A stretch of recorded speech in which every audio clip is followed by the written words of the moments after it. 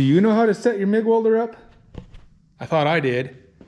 If you remember recently, I made a video of putting a patch panel on the 55 here where I hid the gas door. And I was struggling with the welder. And one of the things I like about doing this little YouTube gig is all you folks pass on some great advice. You let me know what I'm doing wrong. And not necessarily in a mean way, but you're giving me advice on how to get things better, and I appreciate you guys for that. So what I'm going to do is I'm going to try to pass on some of that advice in a video here, because I know not all you guys go through and read all those comments like I do.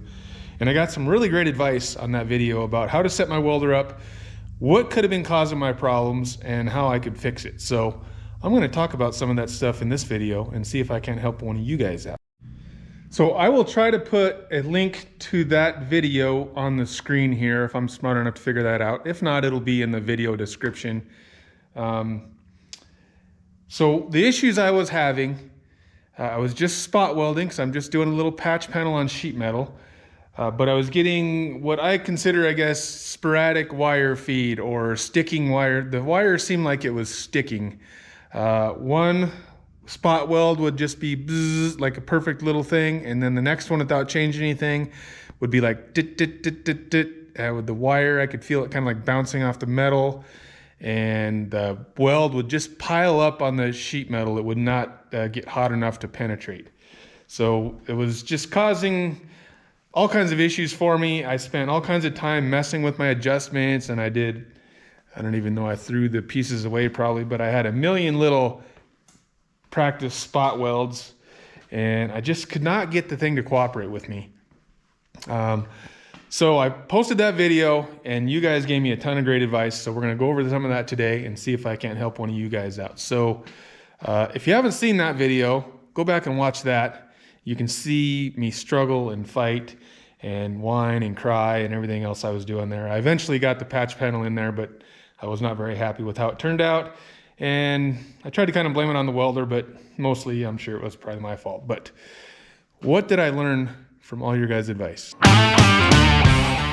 All right, my welding machine is a Lincoln 210MP Power Mig.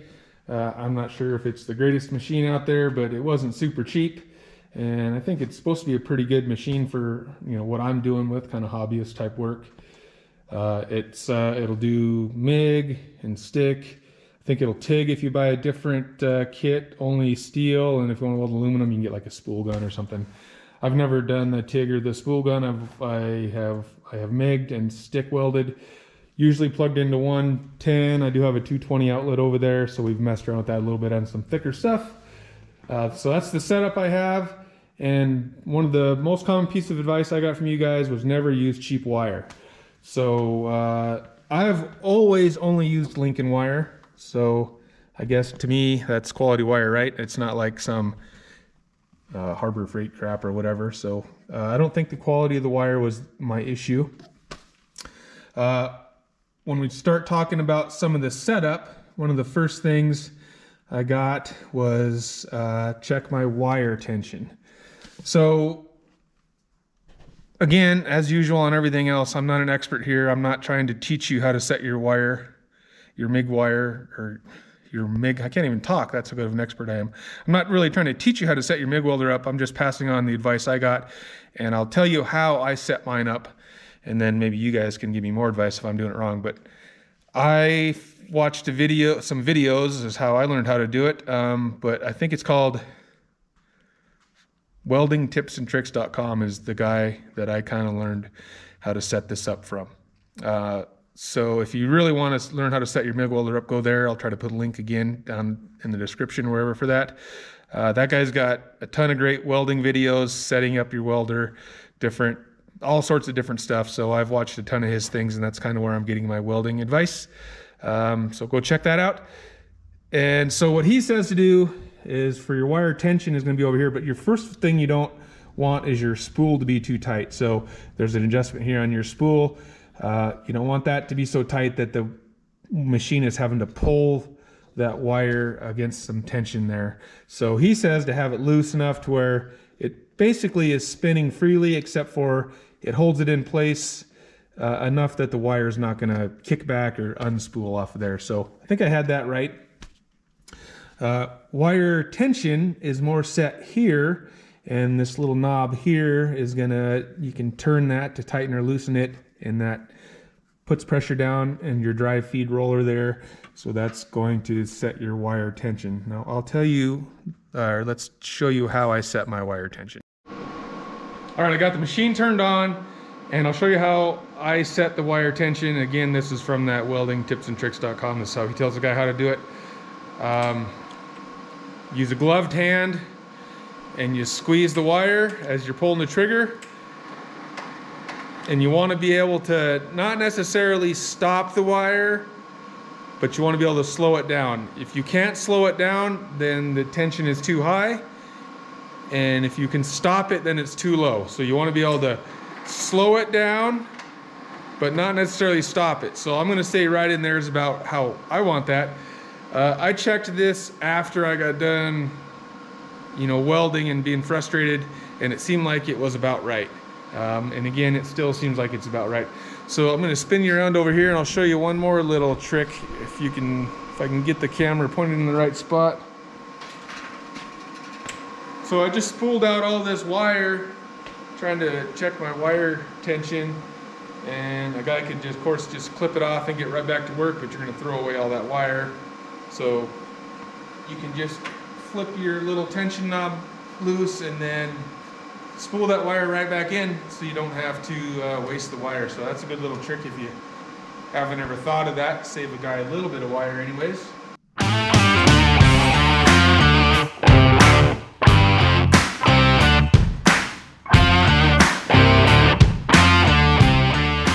So another thing kind of going hand in hand with your wire tension, I had checked my tension after welding the other day. I came out and I did some practice welding, and I kind of messed with these settings to see if I could try to figure out what was going on. And I did the gloved hand thing, and it seemed like it was fine. But then as I was messing with things, let's see what I do. I took this apart to blow it out. I pulled the wire out, and this would be the drive feed roller, I guess maybe is the technical term for it. It's one of these little guys.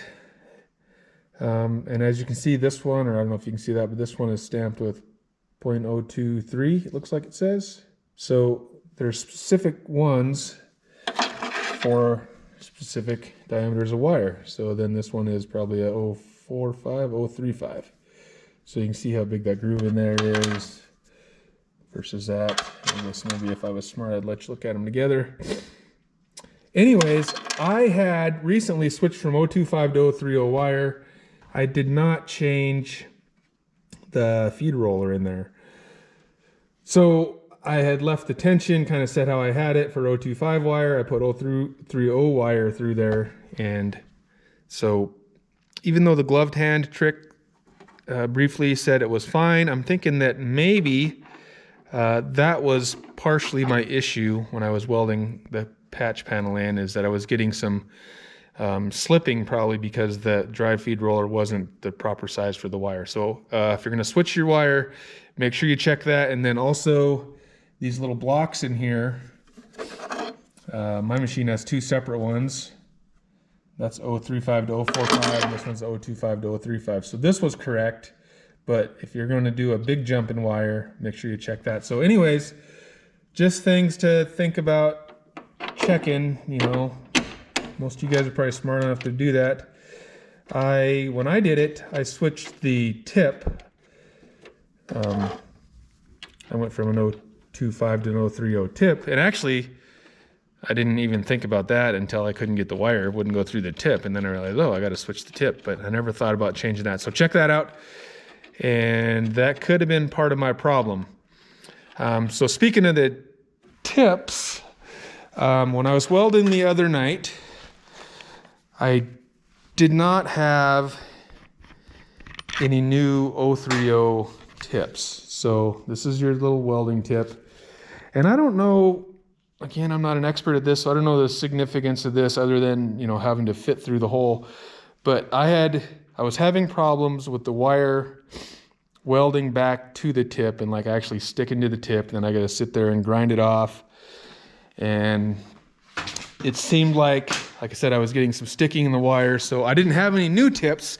So I would grind it off, and then somewhere down here in my mess, I have this little file kit. All right, so here's the little file kit. So I would take the proper sized little guy that's got like these little, little round files, and I would clean the tip out. So even though I couldn't put a new tip on, I felt like I was trying to clean it or keep it clean, but it was pretty wasted. So the tip could have been slightly part of my problem also, I guess. I've since got some new tips and then made these adjustments, and things are better. So I'm not sure if the tip was an issue, but I always thought my issue would be is the wire sticking, in the tip. It would seem like it was too tight, so I would file it out. I got some piece of advice from one guy who said that if the hole is too big, that also causes trouble because you lose contact with the wire. So, maybe, I had filed it out too much and was having some issues there. So anyways, I'm not sure again what the rule of thumb is for when you should put a new tip on. But I just didn't have any on hand, and that probably would have helped me out. I've since bought some. So always kind of have some new tips on hand, I guess. And maybe one of you guys can let me know, how often should a guy be switching that tip? Just when it gets all screwed up? Is there something a guy should know there? Anyways, let me know so that the other people can know too. So that's it for the tip. All right, so another thing that people were talking about or giving me advice on was the torch liner. So first of all, I already knew this, and I was trying to keep it as straight as I could. You want to keep this, you don't want any tight bends. You don't want to kink that. You want to keep it kind of as natural, straight and flowing as possible so the wire will feed through there smoothly.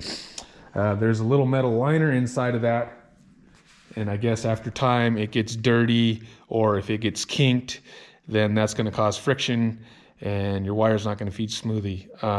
That's, to me, I really thought that was the problem. So I went out and I bought a new liner.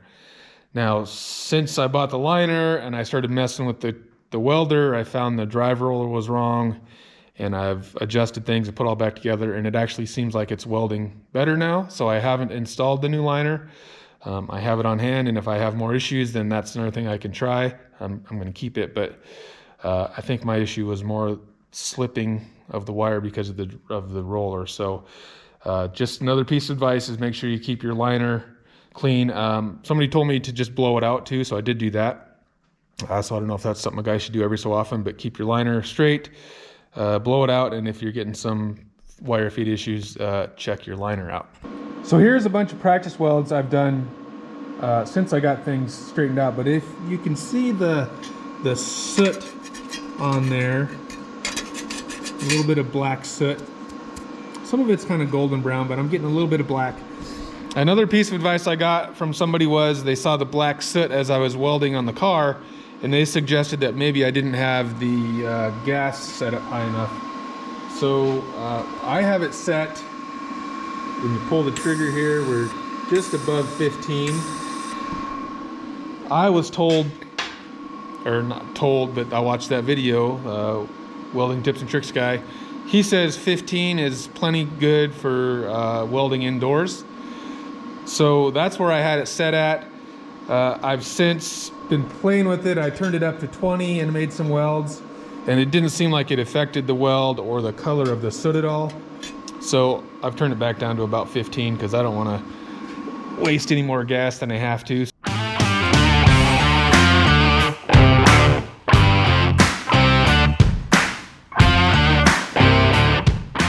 Another piece of advice I got when I was making the video welding this panel in, somebody pointed out that they didn't notice me cleaning the metal.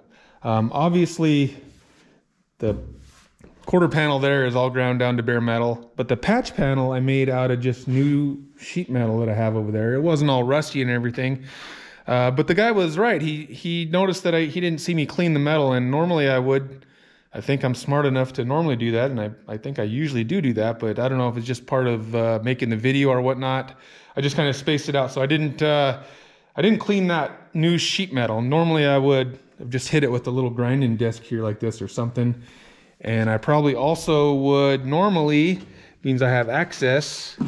Here's the inside. You can see in there the nice shiny new sheet metal. And then if you look around the edge, obviously it's a little dirty and rusty and whatnot on the original quarter panel. Normally I probably would have reached around in there and tried to clean the inside edge just a little bit too, just so we got, you know, the cleanest metal possible. So that's something I just kind of spaced out when I was doing this project, and that could have been causing, you know, maybe some contamination in the welding, and that might have caused some issues for me. I don't know that it had or did, but just something that I wasn't smart enough to remember. So I want to remind you that, hey, clean your metal.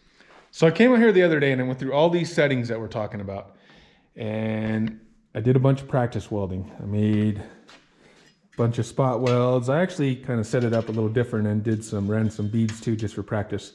But in doing the spot welds, I set it up like I had it set up the other day, which basically I let the welder, I use the welder's kind of automatic settings. I select the wire size and the metal thickness, and then it sets up a voltage and wire feed for me. And then I tweak that a little bit, and that's what I did in that other video, trying to get enough voltage to get good penetration.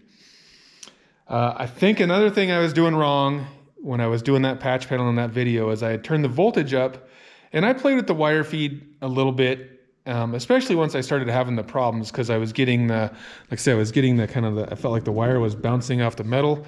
And so I was thinking I had too much wire feed or wire speed. And so I was turning it up and down, and I was trying to find the sweet spot. And that's part of the thing that was just frustrating me, is I just couldn't get it. And then I think I would have it, and then it would work for a couple spot welds, and then it was all weird. I think after doing some more practice and playing with my settings a little bit, I think I had the voltage. I turned the voltage up, but I don't think I turned the wire feed. I should have turned the wire feed up more as well. I think I was burning the wire back to the tip a lot, and then that was causing trouble. And I was just getting inconsistent wire feed. It wasn't the bouncing or the jerky wire wasn't necessarily because it was going too fast. I think it was slipping in the roller. And between the slipping and then the wire, the voltage being too high, I think it was burning it off too fast. And that was just causing issues for me. I've since set it back up and done a bunch of practicing with the voltage about where it was and quite a bit more wire speed. And it seems like that really is working pretty good. So I think my issues were wrong drive feed roller and then just wrong settings. Maybe a little bit of contamination issues like I talked about. But since I've made those adjustments, I think the thing is working pretty good.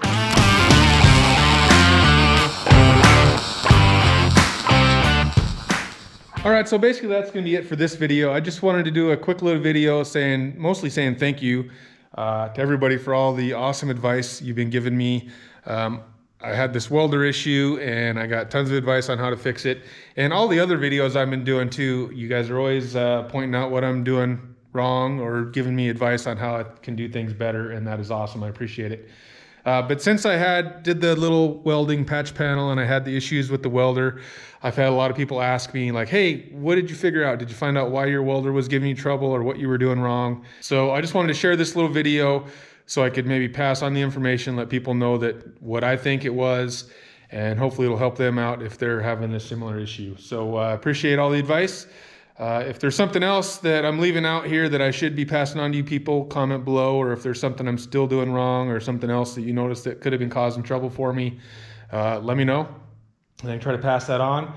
And I appreciate you guys watching. As always, if you got a second, hit the little like button. I guess that helps my videos get shown to more people. And then come on back, subscribe, all that good stuff, and we'll get back to work on the 55, hopefully in the next video. Thanks for watching.